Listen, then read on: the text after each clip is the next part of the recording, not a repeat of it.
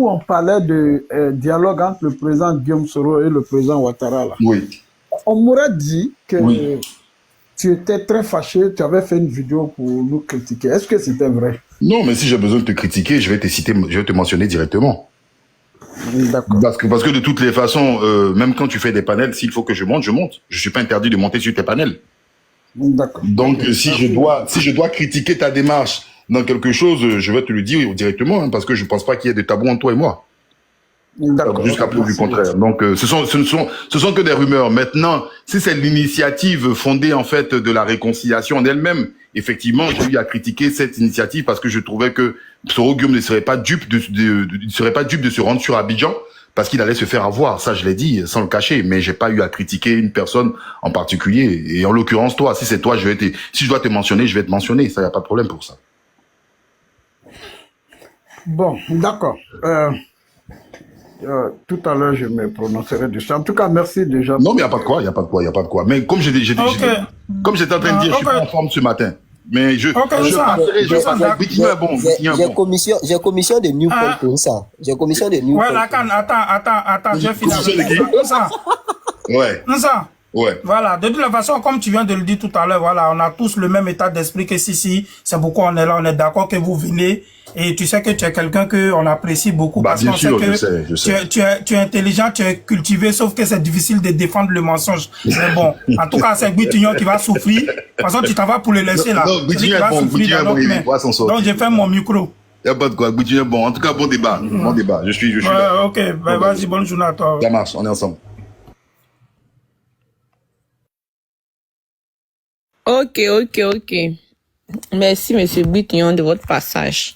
Et monsieur Insan, de votre passage. Donc là, on a two opposants. Donc la place, là, c'est pour un autre opposant qui peut venir ramponner encore. Là, on va faire un poteau. Un petit poteau. Voilà. Aujourd'hui, là, c'est un live petit poteau. Donc, vous allez tapoter. Donnez-nous les 1 million de tapotages. Et nous avons des opposants très percutants, très nerveux. Parce qu'ils sentent que le live, là, ça a chauffé. Ils sentent. Oh. Je sens que le live, je sens que le live va chauffer. Ça va. Ouais, laisse Guitignon, il va se prononcer. On a nos chicottes qui sont déjà là-haut. Donc, voilà. Miel. Oui. Faut laisser Parigo parler parce que hier là, Zassou l'a insulté sur John là-bas et on n'a pas laissé parler. Tu vois, ma place là, il donne ça à Insa parce que à chaque fois il partage, je partage le live à Insa, il me dit que non, il n'est pas le bienvenu ici. Il y a Kevin Thiam qui est en bas, hein. Tu vois un peu. Donc à Insa, ça m'a il peut donner la place. Daniel, Kevin Thiam là, c'est un peureux, c'est un peureux, c'est un PD. Ouais, mais si Kevin Thiam, il avait carton rouge, non, ou bien la sanction est levée. Non, il n'y a plus carton rouge, il a peur de monter ici. Il a peur. Ok. Il a fait sa demande. Il a fait sa demande. C'est un peureux, c'est un PD ce gars-là. C'est un exilé politique. Un pseudo-exilé. C'est le niveau de Thiam. Oh, si, il faut faire, on va parler maintenant. Tu as mis un titre là. Nous, on va s'expliquer, on va te donner nos points de vue. Il y a Adrien Vabé en bas. Je vais lui laisser ma place. Lui-même, je le cherche depuis longtemps. Il veut monter. Je lui laisse ma place. Non. Si Adrien Vabé monte sur le panel, moi je descends. Non. Faites monter Kevin. Non. Faites monter Kevin. Laissez Guitignon. Faites monter Kevin. Laissez Comment il s'appelle? Amba Boy. Où est Amba Boy? Faites monter Kevin. Miel, fais monter Kevin. Ok, Kevin. On dit Thiam le Zozo Fuyard. Voilà, si, tu as quand même une équipe très parfaite, voilà, qui est dans le débat. Donc, le live a été signalé pour les propos haineux. On dit c'est chien vert, il dit là. On dit le live a été signalé. Est-ce que je t'ai envoyé les vocaux d'hier qu'on a reçus? On a beaucoup de gros comptes sur le panel. Est-ce que je t'ai envoyé? Tapoter, envoyer les cadeaux à Sissi. Attends, le tonton monsieur le président, attendez d'abord, je vais rehausser le live d'abord parce que il y a un signalement. Donc, on est obligé de l'annuler en faisant quoi? En tapotant massivement, envoyer les cadeaux à Sissi. Prenez les objectifs en haut là. Prenez les objectifs en haut de Sissi, là. Regardez en haut du live, où il y a à côté de sa tête, là. Voilà. C'est là-bas où vous allez prendre les objectifs. Vous allez dire que le live, il est tué. Vous allez tapoter à 1 million de tapotage. Parce que quand ça arrive à 1 million là-bas, ils vont pas sauter le live. Voilà. C'est à cause ça, on vous dit toujours de tapoter. C'est fait exprès. Voilà. On dit de faire monter Kevin Thiam. Est-ce que quelqu'un peut laisser sa place à Kevin Thiam, s'il vous plaît? Un RHGP, parce que le débat sera très croustillant. Allons à 1 million. 1 million. Faut lui donner ma place, non? Mon grand frère Fasco est trop gentil. C'est un amour des. Merci, grand frère. Que Dieu te bénisse. Merci. Love you. Mon grand frère Fasco, je dis bonne humeur de. Aïe, oui, je ne crois pas. Ok. Donc, le petit poteau a commencé. Ils vont se prendre un à un. Un à un. Ils vont se prendre un à un. Voilà. Donc, je vais les marier. Ils seront en couple. Voilà. Mais est-ce que, par exemple, par exemple, lui va faire le petit poteau aussi? Parce que 2 jours là, il est RHDP, non? Ou bien? Non, je ne suis pas RHDP. Ah, tu n'es pas encore RHDP. Ok. Non, je ne suis pas encore. D'accord, donc ça la bienvenue quand même. D'accord, donc on va commencer par toi. Voilà, donc là, tu vas nous donner le bilan de ton leader et pourquoi tu veux qu'il soit président. Oh non, ça, je ne suis pas dans cette disposition d'esprit pour parler de ça. Actuellement, tu n'es pas en forme. Si c'est ça l'objet. Non, c'est pas un problème d'être en forme. Vous savez, j'ai un combat à mener en ce moment-là. Je vais me concentrer sur ça pour ne pas ouvrir d'autres fronts. Et faire comme un faux soldat. Dès que la canne tire là-bas, il tire sur tout le monde, il fait ça dit qu'il va Kokora, il est sur lui, il va ici. Donc, je ne vais pas faire ça. Je vais rester vraiment concentré. Mais là, tu es de quel parti actuellement? Pour le moment, là, je suis encore militant de GPS. Voilà, donc il faut défendre le GPS, ça fait rien. Non, j'ai pas envie vraiment de parler de politique. Le GPS, tu n'es pas trop stressé. Je vais parler que de moi. S'il y a des questions qui me concernent ou des débats qui me concernent, c'est pourquoi hier j'ai envoyé... Mais politique, là, je vais parler de politique en général. J'ai envoyé beaucoup de vocaux à Sissi. Non, ce que je peux dire dans la politique d'aujourd'hui, c'est que je suis très, très déçu. Voilà, par la manière. C'est pourquoi tout à l'heure, j'ai tenu à saluer la présence de Amba Boy, la présence de la Cannes, fils du noble, voilà, Fasco, Sissi, voilà. Voici des jeunes. Nous ne sommes pas dans le même parti. Mais, voilà, nous ne sommes pas dans le même parti. Mais quand même, on apprend vraiment à faire des débats, à poser le débat intellectuel. C'est la raison pour laquelle je suis sur les réseaux. Voilà, parce que c'est le rendez-vous du donner et du recevoir. En tant que doyen, nous devons non seulement encourager les jeunes qui posent le débat intellectuellement, voilà, et puis montrer le chemin. Parce que la Côte d'Ivoire de demain, c'est nous. Et c'est maintenant que ça commence. Voilà, donc ce que nous constatons aujourd'hui, c'est que tous les moyens sont bons pour nuire à un adversaire. Okay? Bon, malheureusement, c'est devenu monnaie courante. Et moi, je suis très, très déçu du comportement de certaines personnes. C'est pourquoi je suis monté sur le panel, j'ai envoyé des vocaux à Sissi. Comme pour le moment, il est occupé, j'attendrai quand il sera prêt pour qu'il puisse les passer. Et puis, je vais les analyser, les répondre. Les gens m'ont vu hier sur le panel de John. Beaucoup de personnes m'ont dit de descendre, mais j'étais allé chercher quelque chose. C'est pourquoi je dis, quand vous me voyez avec une chemise blanche et que je descends dans la boue, ne regardez pas la clarté de ma chemise. Regardez plutôt qu'est-ce que je vais chercher dans la boue. Ok? Et quand vous verrez ce que je dirais chercher, vous verrez que la clarté de ma chemise ne vaut rien à côté de ce que j'étais allé chercher. Voilà, et ça c'est quand même important. Donc, mais quand même, tu peux parler de Tidjane Thiam, non? J'avais besoin d'un certain nombre d'aveux, d'un certain nombre d'aveux que j'ai eu, voilà, qui prouvent que ces gens-là sont dans la diffamation et dans la délation. Voilà. Donc, maintenant, vous me posez la question, est-ce que je peux parler de Tidjane Thiam? Oui. Non, je n'ai pas envie de parler de Tidjane Thiam. Voilà, c'est la cuisine interne du PDCI. Non, au fait, je pense avoir mené le débat. Je dis que Tidjane a rectifié le tir. Hein. Voilà. Tout ce que nous on a dit hier, s'il nous avait écouté, je pense qu'il y a des pièges de ses amis ou de ses adversaires qu'il allait pouvoir éviter. Mais malheureusement, les gens ne nous ont pas compris. Et il y a un dicton mandin qui dit, si tes amis ont peur ou sont incapables de te dire la vérité, va te mettre à la fenêtre de ton ennemi pour entendre la vérité.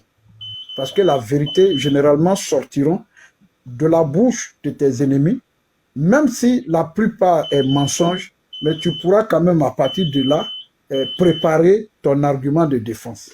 Donc, voilà ce que je peux dire. Je vais observer ce débat-là. Quand ça me concernera personnellement, bah, je répondrai parce que je me considère aussi comme étant un leader politique, prêt aussi à diriger les hommes et j'ai déjà aussi dirigé. Voilà ce que je peux vous dire. Je vous remercie. Ouais, vraiment, moi aussi, je te remercie. Donc, tu dis, tu lui as parlé, tu n'as pas écouté. Ok. C'est vrai, si il devrait dû t'écouter quand même.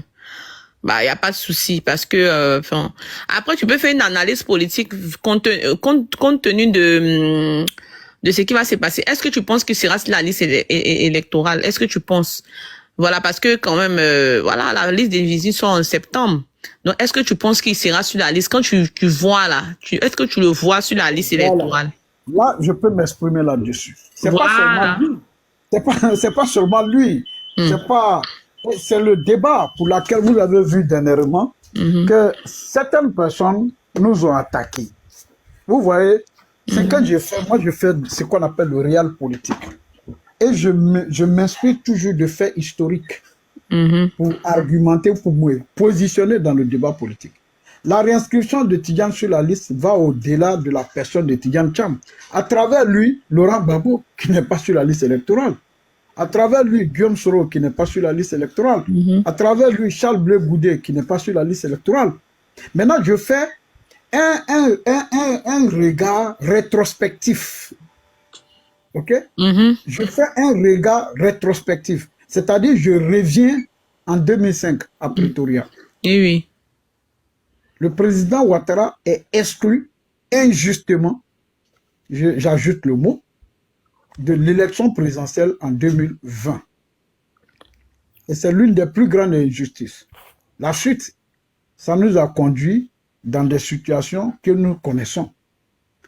Et en 2005, à Pretoria, sous l'égide du facilitateur Thabo Mbeki, en présence du président Guillaume Soro, du président Ouattara et de Laurent Gbagbo, il est décidé là-bas que le président Gbagbo, et c'est lui-même qui fait la révélation, il a dit qu'au nom des différents accords, il demande au facilitateur de l'écrire, lui, en tant que président de la République de Côte d'Ivoire, pour qu'il puisse prendre un acte et qu'il pense que le président Ouattara doit être candidat. Et c'est au nom de cet accord qu'il a pris une décision qu'on appelle un décret présidentiel. C'est-à-dire c'est le pouvoir discrétionnaire du président. Et c'est le peuple de Côte d'Ivoire qui le lui confère. Et alors, en 2005, cette décision est prise et le président Gbagbo prend une décision. Cette décision ne fait pas exceptionnellement du président Ouattara candidat à l'élection présidentielle. Cette décision fait exceptionnellement de tous ceux qui sont signataires de l'accord de Marcoussis, qui souhaiteraient être candidats à l'élection présidentielle. Parce que ce que je dis là, ça ne vient pas de moi. Hein. C'est au Forum de la réconciliation nationale que le président Laurent Gbagbo, chef de l'État, fait l'aveu que l'article confligène, l'article 35, qui était un article confligène, a été introduit dans la Constitution pour régler le cas Ouattara, donc pour écarter Ouattara. À partir de ce moment, cette Constitution était personnalisée et elle perdait toute sa valeur. OK? Donc en 2000, tels que ceux qui ont écrit, tous ceux qui ont pensé qu'il fallait, ils sont même allés dire que l'épouse du chef de l'État ne devait pas être d'origine étrangère. Elle devait être ivoirienne, teint noir, pur sang. Et à l'époque, quel est le candidat qui avait une épouse d'origine étrangère? C'est bel et bien Alassane Ouattara. Donc ça veut dire que la constitution de 2000 a été mise en place pour écarter Alassane Ouattara de l'élection présidentielle. À travers lui, des millions de personnes. Le résultat, 32% du RDR, est la preuve manifeste en 2010 que des millions de nos compatriotes avaient été injustement écartés du jeu électoral en Côte d'Ivoire. Moi, j'aime me référer sur des faits historiques. Et tenez-vous bien, le PDCI avait plus de 45 ans d'existence. Et si j'ai bonne mémoire, à l'époque où 40 ans ou 30 ans, en tout cas, c'est le parti fondateur de la Côte d'Ivoire moderne. Et le RDA est un transfuge du PDC-RDA. Le FPI est le premier parti d'opposition, voilà, public connu du tout. Mais le RDA, pour sa première participation à une élection présidentielle, a 32%. OK? Donc, le fait qu'on constate qu'en 2020, que le président Ouattara n'a pas été écarté sur la base de la loi, mais il a été écarté parce qu'on ne voulait pas qu'il soit candidat à l'élection présidentielle. Et les hommes politiques ont dit. Le président Gbagbo fait l'aveu au Forum de la Réconciliation que lui-même il a organisé. Mais Marcoussi, c'est que le président Gbagbo a pris un décret qui fait de tous les signataires de l'accord de Marcoussi exceptionnellement candidats pour ceux qui le souhaitaient. Et le président Bédié, qui était aujourd'hui aussi bloqué par le verrou d'âge.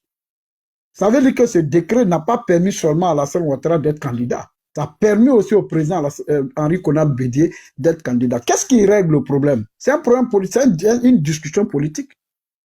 C'est le décret du président de la République qui permet à Ado d'être candidat, qui permet à Henri Konan Bédié d'être candidat, qui permettait à Guillaume Soro, s'il souhaitait être candidat à l'époque, d'être exceptionnellement candidat. Comme il était Premier ministre, il ne s'est pas présenté. Qui permettait à Mabry Touakeuse d'être candidat exceptionnellement, même s'il y avait des choses, parce que c'était une élection de sortie de crise. Mais qu'est-ce qui a réglé le problème? C'est une décision politique. Et nous sommes aujourd'hui à une phase historique, à une phase décisive. Mais on vient de la guerre. Un seul candidat est exclu. Nous sommes entrés en guerre en 2020. Et en 2025, il y a un problème politique. Mais c'est l'opposition qui refuse de discuter. Ce sont nos gens. Moi, je n'ai même pas envie de parler au nom des opposants. Ça dit, on refuse tout ce qui est discussion, on ne veut pas. Et quand on parle, oui, vous voulez montrer que Guillaume Soro est contre le dialogue. Mais à aucun moment. Et j'ai aimé tout à l'heure une intervention de Daouda Koulibaly qui a dit que lui, il ne parle pas pour faire plaisir aux gens. Et je suis comme lui. Peut-être même, ce n'est pas par hasard qu'il s'appelle Daouda. Quand je parle là, je ne cherche pas à faire plaisir à quelqu'un. Est-ce que je suis en harmonie avec ma conscience? Est-ce que moi-même, ce que j'ai dit là, je suis bien dans ma peau? C'est ça qui est important. Maintenant, après, ceux qui te suivent vont faire des analyses et puis chacun va tirer ses conséquences.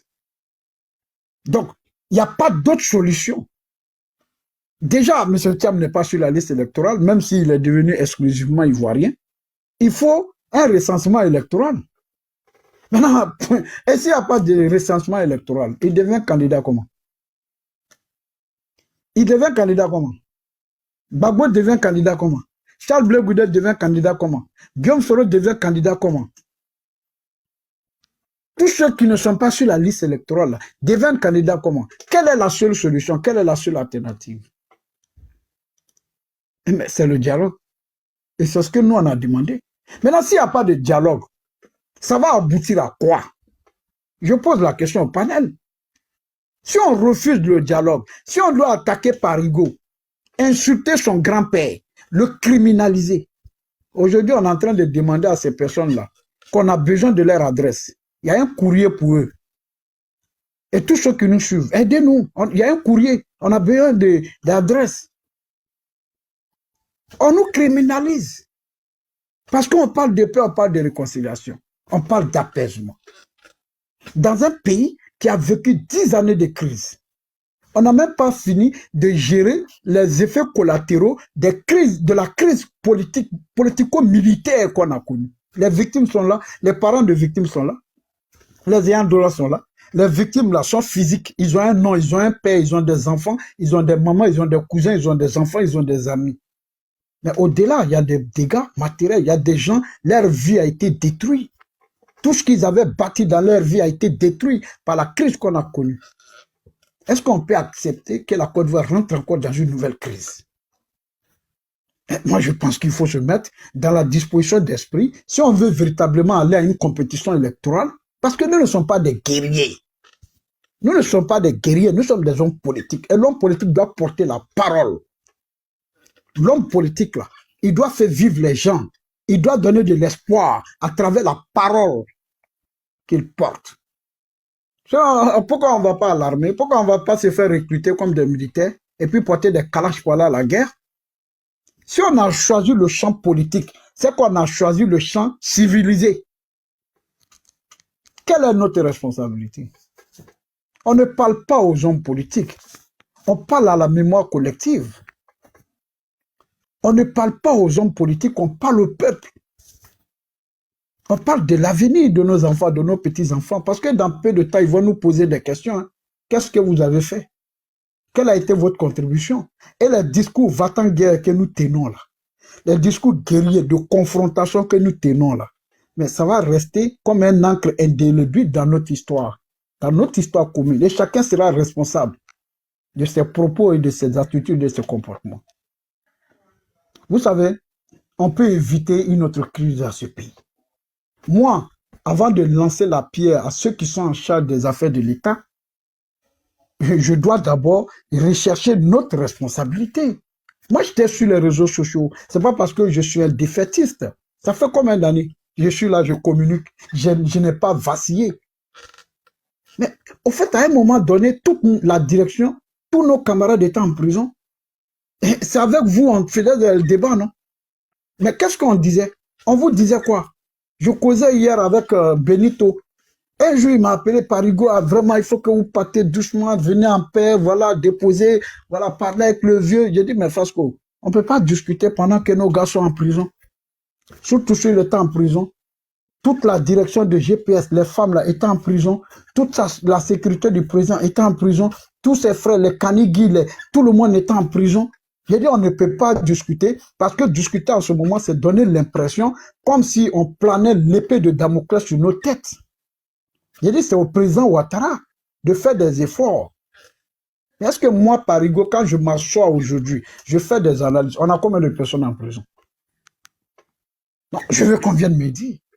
J'ai même la liste en ce moment-là, où je vous parle là, de toutes les personnes qui étaient en prison.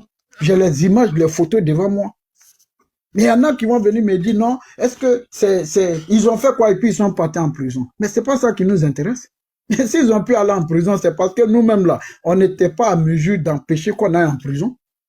Donc j'ai dit en politique, à chaque juge suffit sa peine. S'ils sont partis en prison, est-ce que nous là, on était avec eux en prison? Est-ce que nous sommes conscients que passer un seul jour en prison là, c'est l'une des choses les plus difficiles au monde, être privé de sa liberté? C'est pourquoi il y a un juge de liberté et de la détention. Parce que c'est la mère des droits. C'est la patronne des droits.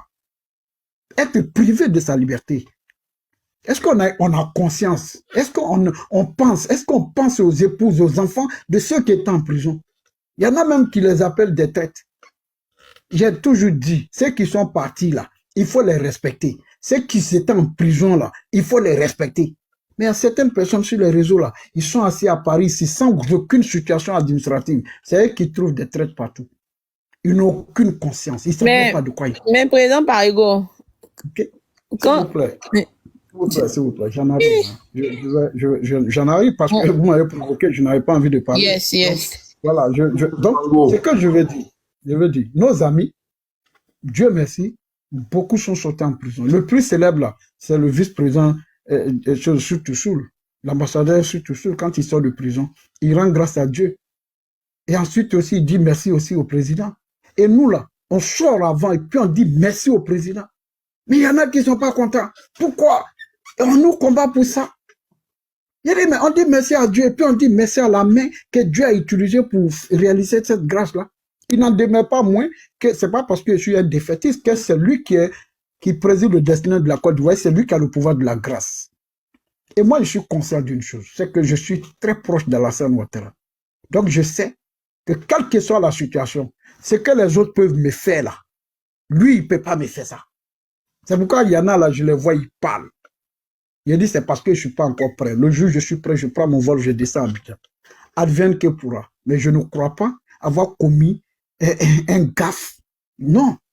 Mais je parle de paix, je parle de réconciliation. On nous dit, oui, vous êtes pressés, vous voulez rentrer. Le bruit des assauts, là, ça quoi? Les Djoula veulent se réconcilier. Pendant que eux, là, ils discutent avec le régime tous les jours. Ils parlent avec eux, ils sont à l'Assemblée nationale, ils sont dans les mairies, ils sont dans les conseils régionaux.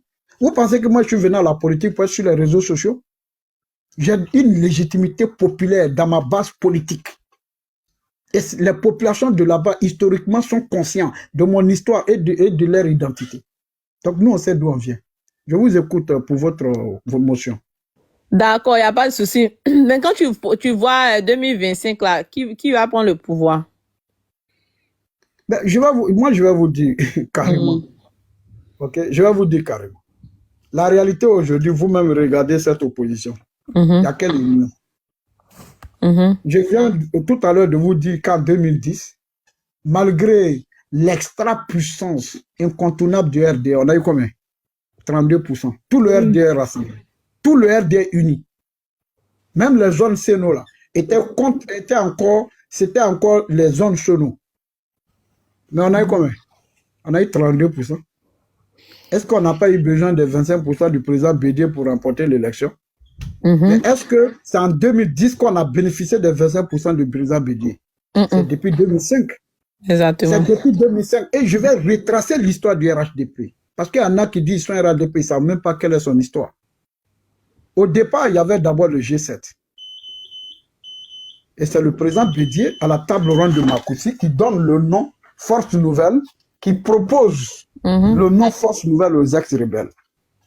Et ensuite, un accord a été signé. Et le premier ministre Seydou Eleman Diarra est nommé premier ministre de Côte d'Ivoire, chef du gouvernement. Un gouvernement d'union nationale est mis en place, dans lequel tout le monde participe. Mais il se trouve que l'opposition décide de se structurer. L'opposition décide de se structurer. Et il crée ce qu'on appelle le G7. C'est-à-dire le groupe des 7 grands partis favorables à l'application de l'accord de Marcoussis. Et le président, comment il s'appelle? Le président Gbagbo Laurent a fait une interview dans lequel il dit que c'est le palabre des héritiers qui lui a permis d'avoir le pouvoir. Il dit c'est Dieu qui m'a donné le pouvoir. Et j'ai eu le pouvoir grâce au palabre des héritiers. Est-ce que ça c'est faux? Non, non. C'est une vérité immédiate parce que c'est Bédié et Père Alassane qui sont les enfants de Fouet-Boigny qui ne s'attendaient pas. Et c'est ça qui a débouché sur le coup d'État de 1999. Et le président Gbagbo profite de ça pour prendre le pouvoir en 2020. Ça, c'est des faits historiques. Mais les enfants d'Oufouet se sont retrouvés, ils ont dit, voilà, nous deux, on était en palabre. Voilà, celui qui a toujours dit à notre papa voleur, Oufouet voleur. Celui qui a toujours diminué notre fils, notre papa. Celui qui a toujours manqué du respect à notre père. Là. Il dit, c'est grâce à votre mésentente que lui, il a eu le pouvoir. Et donc, il décide de se retrouver à Paris. UDPCI, de Mabry Touakes, Guy Robert, le MFA d'Anaki Kobena, le RDR d'Alassane Ouattara, le PDC d'Henri Konan Bédié se retrouve à Paris et décide de mettre en place un ensemble politique qu'on appelle RHDP, groupement politique. Et il signe un accord électoral. À la prochaine élection, celui d'entre nous qui remporte l'élection, qui passe au deuxième tour, nous nous mobiliserons derrière cette personne. Miel, dis au président Parigo d'essayer de chuter, non, les autres vont parler aussi. D'accord, président Parigo, essaie de chuter. Donc, en 2010... et dedans 1 minute. Oui. Ok, en 2010, il y a l'élection. Et le RDR passe au premier tour, au deuxième tour, naturellement. Les autres de l'Alliance se mobilisent derrière lui et voilà comment le RHDP, groupement politique, prend le pouvoir. Est-ce que je t'ai posé une question, tu penses, 2025, tu penses qui va prendre le pouvoir après analyse? Parce que toi, tu es... Pourquoi, si vous voyez, j'ai fait cette analyse et arrivé à ce résultat, c'était de permettre aux gens de comprendre. Quand on est au pouvoir, le président Laurent Gbagbo, quand il était au pouvoir, il a eu 38%. Est-ce qu'aujourd'hui, lui seul, il peut avoir 38% avec un FPI disloqué? Simone Gbagbo, candidat d'un côté, Charles Blé Goudé, candidat d'un autre, Afin Guessan, candidat d'un autre côté. Ça, c'est la famille politique de Laurent Gbagbo. Donc, c'est dit que c'est Ado qui apprend le pouvoir, non? Non, s'il vous plaît, c'est pas ce que je suis en train de dire. Parce qu'Ado n'a pas encore dit qu'il est candidat. Donc, je ne vais pas avoir la prétention de dire que c'est Ado qui va être... Bon, si jamais. Non, je ne vais pas rentrer dans ça parce que moi, je fais mes analyses en fonction des réalités du moment. Le jour où Ado sera officiellement candidat, quand on va dire oui, Ado est candidat, je peux faire mon analyse et puis je vais tirer les conséquences. D'accord, tapoter est là, 1 million et tapotage. Ce que je veux dire, cette opposition qui est en face de moi, telle que je la vois, elle a du mal à se mettre ensemble et à être une force politique prête à remporter une élection. Dans la mesure où les antagonismes, ce qui les divise est plus fort que ce qui était censé les unir. C'est qu'il su Ado sera candidat et puis la coalition aussi est là. Donc tu penses que la coalition est faible, non? Ils sont faibles ou pas? Vous parlez de quelle coalition? La coalition, ils ont fait les petits groupes là. De qui? Tu n'es pas au courant des les petits groupes Gbagbo mélangés. Je sais même plus c'est qui même la coalition. Je ne suis pas au courant de ça. ICAP, le CAP. Oh bon. Le CAP. Voilà, le CAP. Je ne crois pas à ça. Hein, tu ne crois pas au CAP, non? Donc, ce sont des fainéants qui se sont rassemblés. Non, je n'ai pas dit ça. Ça, c'est votre mot. J'ai dit que je ne crois pas à ça. Donc, ils sont faibles. Au moins, le mot faible. Oh bon, je ne dis pas faible. Je dis je ne crois pas à ça. Voilà ce que je peux vous dire. Mais si tu ne crois pas, c'est que c'est parce qu'ils sont faibles. Oh non, j'ai pas envie de dire aussi ça. Ça, c'est votre mot. Je dis je ne crois pas à ça. Si je croyais, j'allais vous dire que je crois à ça. Non, d'accord. Ok, c'est sûr. Parce que je ne connais ni les tenants ni les aboutissants de cette alliance-là. Et j'ai pas envie de me positionner en donnant de leçons. Mais si tu ne crois pas à ça, c'est que c'est parce qu'ils sont faibles. Moi, ils voient ça. Oh bon, c'est vous qui tirez. Sinon, il y a croire et puis il y a oui, il y a non. Voilà. C'est à vous. Non, moi, je vais vous dire une chose. Vous savez, je viens de vous faire un cours historique. Et en le faisant, si je ne suis pas à mesure, de vous dire que je crois à ça, c'est que je ne crois pas. Donc, ou bien peut-être que tu as peur que Briquion t'affronte, parce que Briquion est prêt. Non, il faut respecter les gens. Ok. Il faut respecter les gens. Ah, excuse-moi alors. S'il vous plaît, je n'ai pas l'intention de dire à un parti qui a fondé la Côte d'Ivoire moderne qu'elle ne représente rien. Okay. Parce que grâce au PDC RDA, grâce à ces 25% en 2010, on a eu le pouvoir. J'étais là, je comptais sur cette victoire-là, sur cette contribution du PDC. Et là, je n'ai pas oublié. Donc, je ne peux pas, en 2020, là, en 2025, là, dire que le PDCI ne représente rien. D'ailleurs, le PDCI est la première force politique du pays dans la mesure où, à l'Assemblée nationale, c'est eux qui ont la majorité parlementaire. Après le RADP, majorité parlementaire après le RADP. Au niveau des mairies, c'est eux qui ont la majorité après le RADP. Bon, vous-même, vous pouvez tirer les conséquences à travers les élections locales. Ok, il n'y a pas de problème alors. On ne se laisse pas un matin pour remporter une élection. Ça se prépare des années avant. Voilà. Ok. Alors, j'étais très aimé, tu étais très éloquent, c'est qu'est-ce que tu l'as été. On va donner la parole, on va faire tourner la parole, on va pas rester sur ces personnes. Il est ratata. C'est pour les gens qui disent que c'est pas parti à l'école, il les a ratés. Il fait exprès. Tapoter 1 million de tapotage. Ok, monsieur Britignon, vous allez prendre la parole et puis vous allez faire un petit poteau avec Don Dofou. C'est RAGP contre truc. Donc, c'est petit poteau, 2-2. Vous êtes en coupe. Donc, voilà. Merci, le live vient de commencer. Monsieur Britignon, démutez-vous. Prenez la parole. Parlez du bilan de vos candidats. Et oui, pourquoi vous voulez être réélu? Bonjour. Pourquoi vous voulez être réélu?